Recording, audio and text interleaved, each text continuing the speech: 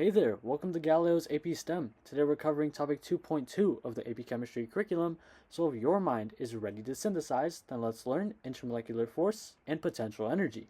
Now to start, let's take a look at this potential energy graph.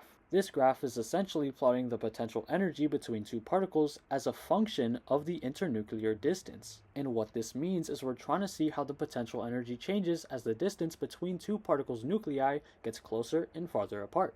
Now take a look at the far right of the graph. When the two atoms are at their farthest distance away from each other, the potential energy is nearly zero. And the reason behind this is kind of obvious. At this range, the atoms are so far apart that they don't even feel each other. There's effectively no attraction and no repulsion.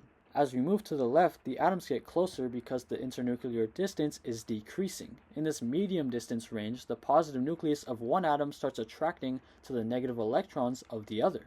However, if you get too close, the two nuclei of the atoms get too close together and start to repulse. And at this point, the repulsive forces of the protons vastly overwhelms the attractive force of the electrons. And we can never really reach a distance of zero, because if we did, the repulsive forces of the two protons would become unrealistically large. This is why you see this huge spike as we try to go to zero. Now look at this part in the middle, where the graph dips and then goes back up again. This is the stable point. Here, the attractive forces between the protons and the electrons are perfectly balanced by the repulsive forces between the two nuclei. This part is extremely important because this balance is exactly what determines the bond length between the two atoms. Now, this is a really common point of confusion because if you look at the stable point, why is the potential energy negative?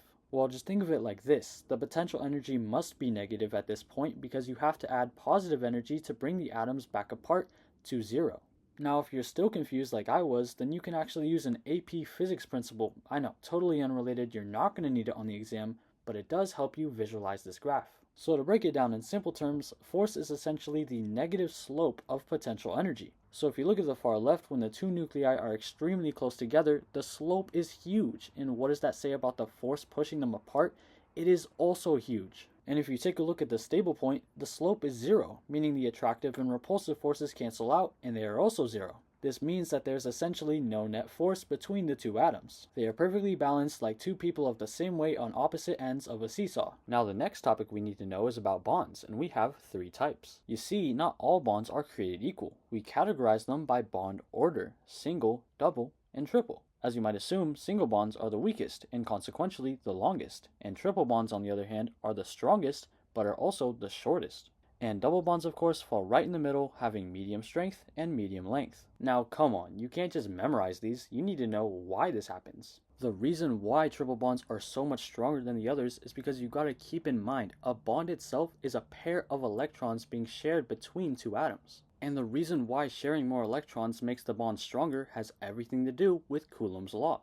Coulomb's law states that the force between two objects is equal to the charges of both objects divided by the distance between them. Now remember, in the context of this unit, the force means the force between the nucleus and the electrons. So relating this back to the bond types, a triple bond is the strongest because it has way more electrons shared between two atoms. And would you look at that, the charge of the electrons is directly proportional to the force of attraction. And what else do we know about triple bonds? Exactly, they're shorter. And just look at the equation. The distance between the two atoms is inversely proportional to the force, which means the short distance means a greater force of attraction, which is exactly why triple bonds are the strongest. And just think about the other bond types. These same principles can be applied to single and double bonds. Single bonds are the weakest because they have less electrons being shared and they have a longer distance between the two atoms, which both means less force of attraction.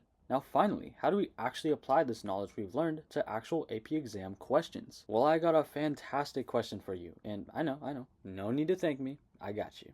Just look at this. We have a potential energy curve of our favorite atom, oxygen. And relative to this graph, we have to determine what the potential energy graph for fluorine would look like, F2. In order to solve this problem, we have to actually dive into the bonds themselves. And as we are given, oxygen has two bonds because each oxygen requires two valence electrons. And look at this, we are also given that fluorine has a single bond. Now remember, what makes a double bond different from a single bond? Well, that's easy, we just reviewed it. Double bonds are stronger and they are shorter. And if we know that single bonds are weaker and longer, then that means the bond length of fluorine, aka the minimum value, would have to be up and to the right. A shift to the right would make the bond length longer, and a shift upward would make the potential energy or the bond strength less. And would you look at that, we have successfully learned topic 2.2 of AP Chemistry. Now, if you want to learn about topic 2.3, the structure of ionic solids, then go ahead and subscribe and check out the next video. I'll see you in the next one.